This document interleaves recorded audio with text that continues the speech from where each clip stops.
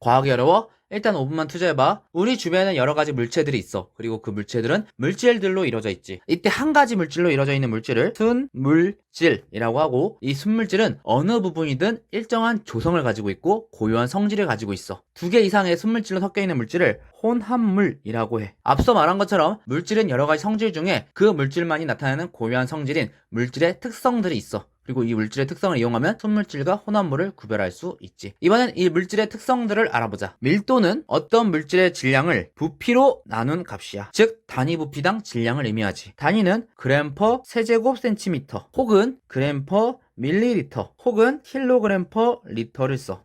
밀도는 일정한 온도에서 물질의 양에는 관계없이 같은 물질에선 일정하고 물질의 종류에 따라 달라. 즉 물질의 특성이지. 여러 물질들이 섞여 있을 때 밀도가 작은 물질은 밀도가 큰 물질 위로 뜨고, 반대로 밀도가 큰 물질은 밀도가 작은 물질 아래에 가라앉아. 게다가 순물질은 밀도가 일정하지만 혼합물은 섞여 있는 물질의 비율이 클수록 밀도가 크기 때문에 일정하지 않아. 물질이 녹는 정도도 물질의 특성이야. 한 물질이 다른 물질에 녹아 고르게 섞이는 현상을 용해라고 해. 예를 들어 소금을 물에 녹여 소금물을 만드는 것처럼 말이야. 이때 소금처럼 녹는 물질을 용질, 그걸 녹이는 물과 같은 물질을 용매, 그리고 그 결과물인 소금물을 용액이라고 하지. 그리고 이 용액 중에 어떤 온도에서 일정한 양의 용매에 용질이 더 이상 녹을 수 없을 만큼 최대로 녹아있는 용액을 포화용액, 그보다 용질이 적게 녹아있는 용액을 불포화용액이라고 해. 일정한 온도에서 용매 100g에 최대로 녹을 수 있는 용질의 질량을 용해도라고 하는데, 용해도는 온도와 용매가 같을 때 일정하고 물질의 종류에 따라 달라. 즉 용해도는 물질의 특성이지. 이때 온도에 따른 용해도를 나타내는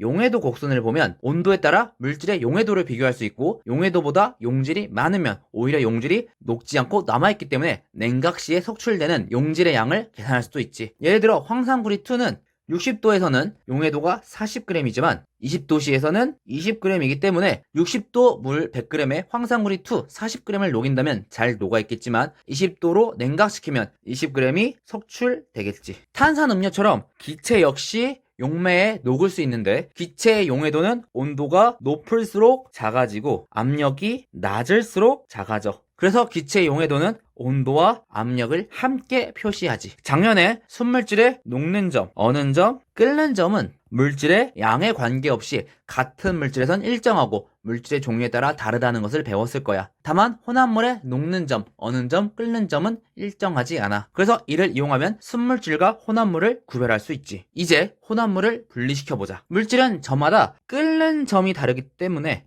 액체 상태의 혼합물을 가열할 때도 끓는 점이 낮은 액체부터 끓어나올 거야. 그리고 그 끓어나오는 기체 물질을 냉각하면 액체 상태의 혼합물에서 각각 물질을 분리하여 얻을 수 있겠지. 이 방법을 증류라고 하고, 원유를 증류하여 각각 필요한 물질들로 분리시키기도 해. 그리고 밀도가 다른 고체 물질이 섞인 혼합물은 고체 물질을 녹이지 않고 밀도가 그 중간 정도인 액체 물질을 이용하여 분리시킬 수 있어. 밀도가 액체 물질보다 큰 고체 물질은 그 아래 가라앉고, 반대로 작은 고체 물질은 그 위에 뜨겠지. 서로 섞이지 않은 액체 혼합물은 밀도차를 이용하여 스포이드나 분별 깔때기를 이용해서 층별로 분리할 수 있겠지. 바다에 유출된 기름막을 걷어내거나 혈액을 원심 물리기로 층을 나누거나 돌가루 속 사금을 채취하는 것처럼 말이야. 적은 양의 불순물이 섞여있는 고체 물질은 용매에 녹인 다음에 용액의 온도를 낮추거나 용매를 증발시켜서 순수한 고체 물질을 얻을 수 있어. 이 방법을 재결정이라고 하고, 이 방법을 이용해 바닷물을 증발시켜 염전에서 소금을 얻거나 약품을 정제시킬 수도 있지. 여러 가지 색소가 섞인 잉크 같은 경우는 색소마다 성질이 비슷하거나 매우 적은 혼합물이라 끓는 점이나 용해도 등으로 분리하기 어려워. 하지만 이 물질들은 용매에 따라 이동하는 속도가 다르지. 이 특성을 이용해 분리하는 방법을 크로마토그래피라고 해. 예를 들어 여러 색소가 섞인 잉크를 찍은 거름종이 한쪽 끝을 물에 담그면 물이 거름종이에 스며들면서 잉크의 색소도 같이 퍼져나갈 거야.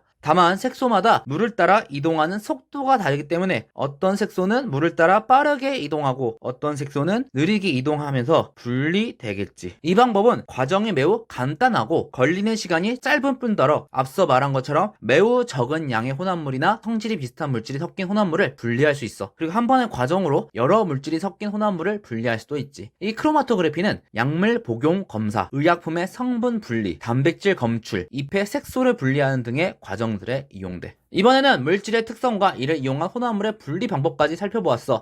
물론 공부는 이제부터 시작인 거 알지? 그럼 다음에는 어떤 얘기로 5분을 떼어볼까?